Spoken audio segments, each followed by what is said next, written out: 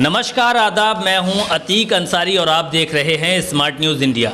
Smart news India के आज के इस प्रोग्राम में हम आपको मिलवाने वाले हैं एक ऐसी शख्सियत से जिसने पिछले कई सालों से समाजवादी पार्टी से जुड़कर यानी कि अपने छात्र जीवन से राजनीति से जुड़कर लोगों के लिए काम किया है और पार्टी के लिए काम किया है।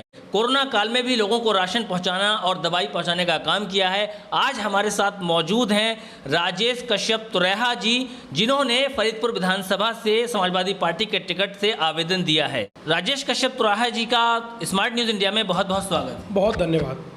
मेरा सबसे पहला सवाल सर से ये है कि फरीदपुर विधानसभा से चुनाव की आप तैयारी कर रहे हैं, तो जनता जानना चाहती है कि आप फरीदपुर की जनता की समस्याओं को कितना समझते हैं और कितना उनसे अवगत हैं। देखिए, आपका क्वेश्चन बिल्कुल वाजिब है।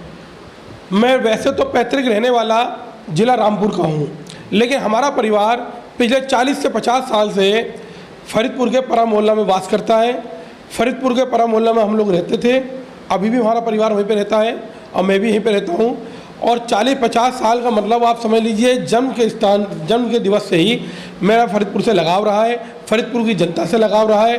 और कहीं ना कहीं चाहे शिक्षा की व्यवस्था समस्या हो या क्रीड़ा स्थल खेल की समस्या हो, बाज़ार हो, मार्केट हो, हर व्यवस्था पे हर क्षेत्र में यहाँ के सुख और दुख से मेरा लगाव रहा है। मुझे यहाँ के सुख दुख के बारे में बहुत अच्छे से जानकारी है। कई सामाजिक कार्य किए हैं, लेकिन अब ये विधानसभा में जाने की तैयारी कर रहे हैं, तो कौन सी वो परिस्थितियाँ और कौन सी वो परेशानियाँ लोगों की देखकर ये विधानसभा में जाना चाहते हैं? देखिए, मैं कई सामाजिक संगठनों में बड़े बड़े पद पर रहा हूँ।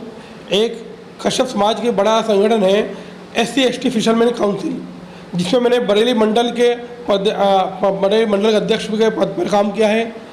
एक कश्यप समाज सेवा संघ है, उसमें बरेली मंडल स्तर पर मैंने काम किया है।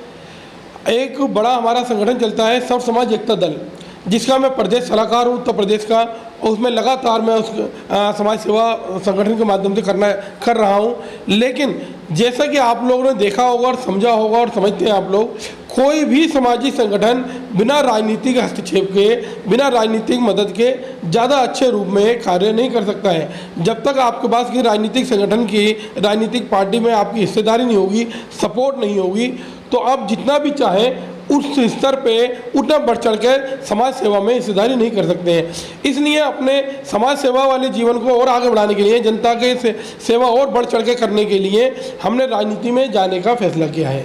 जी, समाज सेवा को एक नया आयाम देने के लिए और बड़े स्तर से सामाजिक सेवा को लोगों तक पहुंचाने के लिए ये राजनीति में आकर विधानसभा में जाना चाहते हैं और लोगों की सेवा करना चाहते हैं। मेरा अगला सवाल सर से ये है कि इनको राजनीति का कितना अनुभव है और कितने समय से राजनीति में है? जी, जैसे कि मैंने अभी आपको बताया कि एक SC/ST फिशरमैन काउंसिल, राजनीति हो या सामाजिक संगठन हो, दोनों का ही प्रारूप और मेन जो मोटिव होता है वो समाज सेवा होती है। तो राजनीति में ऐसा नहीं, राजनीति में जाके अलग से आपको कोई अनुभव चाहिए सेवा करने के लिए। जिस तरह से आप समाज सेवा करते हैं, सामाजिक संगठन के माध्यम से करते हैं, छात्र जीवन में करते हैं, सामाजिक जीवन में करते हैं, उसी तरह से राजनीतिक जीवन में भी हम सेवा करेंगे। तो इसमें कोई अलग से अनुभव की जरूरत नहीं है। पहले से सामाजिक सेवाओं से जुड़े हुए हैं, लोगों की सेवा की है, तो राजनीति को अच्छे से समझते हैं। मेरा अगला सवाल सर से ये है कि आज जब ये क्षेत्र में जाकर जनसंपर्क कर रहे हैं, तो लोगों की कौन से वो मुद्दे हैं जो निकल कर आज सामने आ रहे हैं? देखिए, कहीं ना कहीं आज की अगर बात करते हैं आप, तो फरीदपुर नहीं, तमाम उत्तर प्रदेश में समस्याओं का अंबार लगा हुआ है। पूरा उत्तर प्रदेश विकास के स्तर में बिल्कुल पिछड़ चुका है। क्योंकि मैं फरीदपुर विधानसभा में राजनीति का प्रयास कर रहा हूं, तो मैं बात फरीदपुर की बताना चाहता हूं आपको। फरीदपुर में कम से कम 5 राजकीय कॉलेज, कन्या विद्यालयों की सबसे महत्वपूर्ण स्थिति में आवश्यकता है। फरीदपुर में एक बड़े स्पोर्ट्स स्टेडियम की आवश्यकता है। फरीदपुर में एक बड़े हॉस्पिटल की आवश्यकता है। फरीदपुर में जो आप फाटक देखते हैं, फरीदपुर रेलवे फाटक, ये फाटक जो है यहाँ की जनता के लिए बहुत बड़ी समस्या है। यदि आपके घर में कोई पेशेंट है, कोई प्रेग्नेंट लेडी है, कोई अटैक आ जाता है, किसी का एक्सीडेंट हो जाता है, तो कहीं ना कहीं आप और हम देखते हैं उस पेशेंट को यहीं फाटक के इस तरफ या उस तरफ रहकर अपनी जान गंवानी पड़ जाती है, क्योंकि फाटक के ना ही इस तरफ कोई हॉस्पिटल बड़ा है ना ही इस तरफ है। और फरीदपुर फाटक पार करके कहीं बड़े हॉस्पिटल में जाने के लिए पहले आपको रेलवे क्रॉसिंग को पार करना पड़ेगा। रेलवे क्रॉसिंग पार करने के लिए आपको 1 घंटा 2 घंटा 4 घंटा इंतजार करना पड़ता है। फरीदपुर का अपना कोई बस स्टैंड नहीं है। यदि आपके घर रिश्तेदार में जनता का कोई रिश्तेदार परिवार का व्यक्ति शाहजहाँपुर या फिर इधर रामपुर से दिल्ली से शाहजहाँपुर जाना चाहता है या शाहजहाँपुर से रामपुर जाना चाहता है, तो बस वाला उसे या तो बिठाना नहीं चाहता है, और बिठाता है तो सबसे पहले ये शर्त रखता है कि मैं बस आपके लिए फरीदपुर में नहीं रोकूंगा, क्योंकि फरीदपुर में आपके लिए कोई बस स्टैंड नहीं है। इसलिए जनता को बड़ी मुश्किल से समस्याओं का सामना करते हुए तो पैदल फरीदपुर आना पड़ता है या फिर अन्य किसी साधन का उपयोग करना पड़ता है। सब फरीदपुर की जनता की समस्याओं को बड़ा अच्छे से जानते हैं और उनसे लगाव इसलिए रखते हैं क्योंकि लोग परेशान हैं और क्षेत्र बहुत पिछड़ा हुआ है। मैं अगला सवाल सर से करना चाहूँगा कि पिछले 5 साल से यानी कि 4.5 का कार्यकाल लगभग हो चुका है श्याम बिहारी लाल जी का, जो कि भाजपा से विधायक हैं, तो उनकी वो कौन सी विफलताएं हैं, कौन सी वो नाकामियां हैं जिसकी वजह से जनता इनको जो है सपोर्ट करेगी और वोट भी करेगी? देखिए, श्याम बिहारी लाल जी का जो कार्यकाल रहा है इसमें तमाम फरीदपुर विकास के स्तर में पिछड़ चुका है। आप आज पूरे फरीदपुर का जब भ्रमण करेंगे तो पूरे फरीदपुर में कोई नाम प्लेट ऐसी नहीं मिलेगी जहां रोड का निर्माण करके श्याम बिहारी जी नाम की नाम प्लेट लगी हो, कहीं इन्होंने नाला बनाया हो, कहीं पुलिया बनाई हो, कहीं कोई और हॉस्पिटल बनाया हो, कहीं स्कूल का निर्माण किया हो, कहीं डिस्पेंसरी का निर्माण किया हो, कहीं बिजली दफ्तर बनाया हो, कहीं आपने कोई लाइब्रेरी का निर्माण किया हो। इस तरह का कोई इन्होंने निर्माण नहीं किया। और आज तो इनकी बौखलाहट इतनी बढ़ चुकी है कि जनता यदि इनसे रात में 9 बजे 8 बजे फ़ोन पर बात करके अपनी समस्या बताने लग जाए तो ये उनको गाली गुप्तारी तक करने लग जाते हैं। इन्होंने कोई विकास नहीं किया है। इनकी टोटल विफलता ही विफलता है इनके पास करने के लिए और दिखाने के लिए कुछ है ही नहीं। लेकिन योगी जी और भाजपा के मंत्री और नेता तो ये कहते हैं कि हमने उत्तर प्रदेश को चमकाया है और उत्तर प्रदेश को नंबर 1 प्रदेश बनाया है। क्या कहना चाहेंगे? आप उत्तर प्रदेश में इनसे पूछिए ना, कितने बिजली घर इन्होंने बनाए हैं, कितने इन्होंने हॉस्पिटल बनाए हैं, कितनी यूनिवर्सिटी बनाई है, कितने हाईवे बनाए हैं, कितने एक्सप्रेसवे बनाए हैं, कितनी डिस्पेंसरी बनाई है, क्या इंटर कॉलेज बनाए हैं, क्या IIT बनाई है, कोई IMT बनाई है, क्या एम्स बनाया है, क्या एयरपोर्ट बनाया है, क्या करा है वो तो बताएं। बस विकास क्या है, विकास का नाम भी तो होता है। कहीं नंबर ना इन्होंने पिछली सरकारों के द्वारा किए हुए कामों पे अपनी नाम प्लेट लगाने का काम किया है। यदि कोई काम पहले से हो चुका था उनका नाम बदलने का काम किया है, और नाम बदलने को ही ये लोग विकास कहते हैं। यदि क्राइम में कोई नंबर 1 प्रदेश आप ढूंढना चाहते हैं तो आइए उत्तर प्रदेश में नंबर 1 उन्होंने क्राइम में उत्तर प्रदेश को नंबर 1 बना दिया। बिजली महंगी अगर पूरे देश में कहीं देखना चाहते हैं तो आइए उत्तर प्रदेश में। योगी आदित्यनाथ जी ने उत्तर प्रदेश को बिजली के सबसे महंगा बिजली को प्रदेश बना दिया।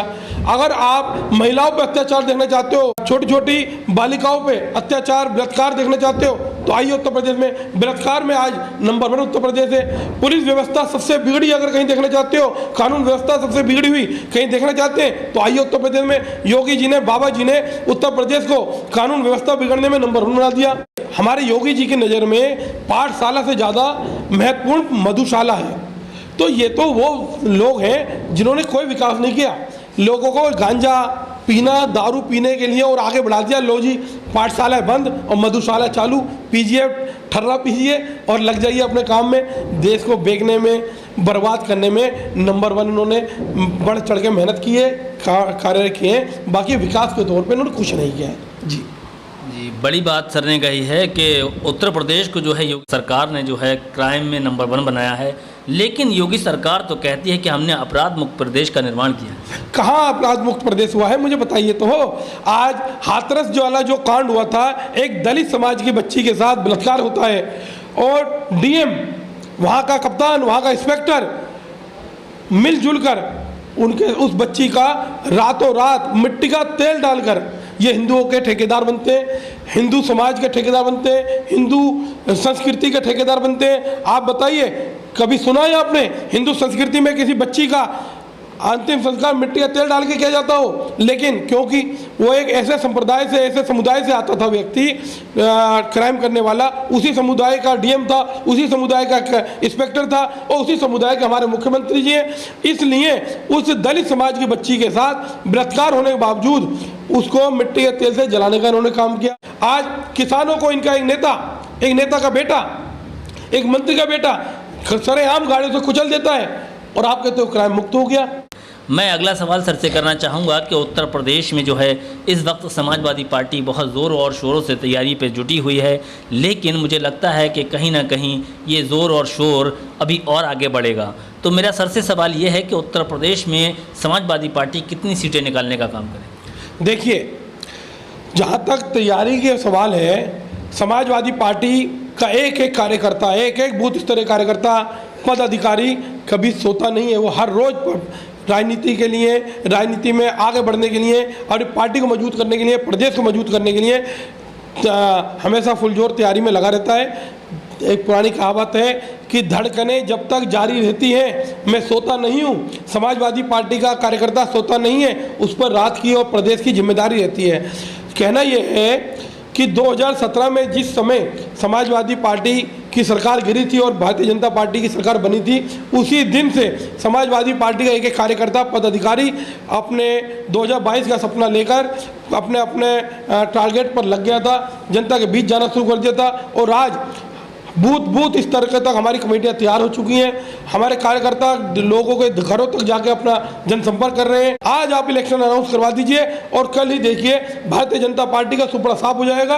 और समाजवादी पार्टी वैसे तो और भी ज़्यादा आ सकते हैं, पर मेरे हिसाब से लगभग 350 प्लस सीटें लेकर सरकार फुल बहुमत के साथ बना रही है। जी, मेरा अगला सवाल सर से ये है कि अगर ये 2022 का विधानसभा चुनाव जीतकर एमएलए बनते हैं तो इनकी जनता के प्रति पहली प्राथमिकता क्या होगी? देखिए, जनता के लिए, खास तौर पर फरीदपुर की जनता के लिए कम से कम एक तो फर्स्ट प्रायोरिटी पे रेलवे फाटक, रेलवे क्रॉसिंग के लिए ओवर ब्रिज की व्यवस्था करवानी है। नंबर 2 पर फरीदपुर शिक्षा के क्षेत्र में बहुत पिछड़ा हुआ है। यहाँ कम से कम 3 राजकीय कॉलेज और 2 कन्या इंटर कॉलेज की आवश्यकता है। तो यदि मुझे जनता का समर्थन मिलता है, पार्टी मुझ पर विश्वास करती है और मैं भविष्य में विधायक बनता हूं, तो फरीदपुर में कम से कम 5 विद्यालयों, 5 इंटर कॉलेजों का निर्माण किया जाएगा। एक बड़ा स्पोर्ट्स स्टेडियम बनाया जाएगा। एक बड़ा कम से कम 1500 से 1200 बेड का हॉस्पिटल फरीदपुर में ही निर्माण किया जाएगा। एक बड़ा बस स्टैंड की व्यवस्था की जाएगी। फरीदपुर की जनता और हमारे दर्शकों से आप क्या अपील करना चाहेंगे? देखिए, अपील मैं समस्त फरीदपुर वासियों से व तमाम उत्तर प्रदेश वासियों से हाथ जोड़कर मैं विनती करना चाहता हूं कि देखिए, इस बार यदि चूक गए तो कहीं ना कहीं हम लोग, तमाम उत्तर प्रदेश बहुत पिछड़ जाएगा। इसलिए भविष्य में 2022 में आप अच्छी कानून व्यवस्था के लिए अखिलेश यादव जी ने ये घोषणा की है कि यदि समाजवादी पार्टी सरकार बनती है तो तमाम उत्तर प्रदेश को लगभग 300 यूनिट फ्री बिजली दी जाएगी। इसके साथ साथ एक बड़ी घोषणा हमारे द्वारा हुई है, हमारी सरकार यदि ये बनती है तो इस बार सभी को जातीय तौर पर जनगणना करवाकर हर जाति के लोगों को जितनी जिसकी हिस्सेदारी होगी उतनी उसकी भागीदारी देने का काम किया जाएगा। लेकिन इन सभी मुद्दों से दूर हटकर अभी हमें फर्स्ट प्रायोरिटी में सरकार बनाने की जो मेन ज़रूरत है वो इस वजह से है कि यदि इस बार भी बीजेपी सरकार जीत गई तो कहीं ना कहीं बाबा साहब डॉक्टर भीमराव अंबेडकर जी द्वारा जो हमें लिखित संविधान दिया गया था उस संविधान को ख़त्म कर दिया जाएगा, जिसके जोर शोर में ये लोग लगे हुए हैं बीजेपी वाले इस संविधान को ख़त्म करने के लिए। तो इस बार हम सबको मिलजुल के संविधान को बचाना है और जिस तरह से लगातार ये देश की प्राचीन और बहुमूल्य धरोहरों को बेचने का काम कर रहे हैं, उन धरोहर को बचाने के लिए, देश को बिकने से बचाने के लिए तो हमें बढ़ चढ़कर बीजेपी के विरोध में और समाजवादी की सपोर्ट में काम करना है। जनता से मेरी अपील है कि आप लोग कहीं ना कहीं अपने पर्सनल मुद्दे, जात पात, राजनीतिक और धर्म से दूर हटकर आपसी झगड़े फसाद छोड़कर, आपसी नाराजगी छोड़कर जो भी कैंडिडेट समाजवादी पार्टी के हाईकमान तय करेंगे उसको बढ़ चढ़कर सपोर्ट करना है। क्योंकि ये लड़ाई सिर्फ विकास की नहीं है, ये शिक्षा की नहीं है, ये रोजगार की भी नहीं है, ये कानून व्यवस्था की भी नहीं है। इन सब से ऊपर कहीं ना कहीं हमें देश को बचाना है, संविधान को बचाना है। और यदि आप संविधान को और देश को बचाना चाहते हो तो 2022 में बढ़ चढ़कर आप लोगों को समाजवादी पार्टी का सपोर्ट करना है, समाजवादी सरकार बनानी है और बीजेपी की जमानतें जब्त करके इन्हें बाबा जी को वापिस अपने आश्रम भिजवाने का काम करना होगा। मेरे साथ आज मौजूद थे राजेश कश्यप तुरैहा जी, जो 122 फरीदपुर विधानसभा से समाजवादी पार्टी के टिकट से आवेदन करता हैं। आज हम इनके साथ मौजूद थे और इनसे काफ़ी मुद्दों पर चर्चाएं की और फरीदपुर के लोगों के लिए किस तरीके से काम करना चाहते हैं उन सभी मुद्दों पर चर्चाएं की। इसी के साथ मैं इस कार्यक्रम की समाप्ति करता हूं। नमस्कार, आदाब, जय हिंद, जय भारत।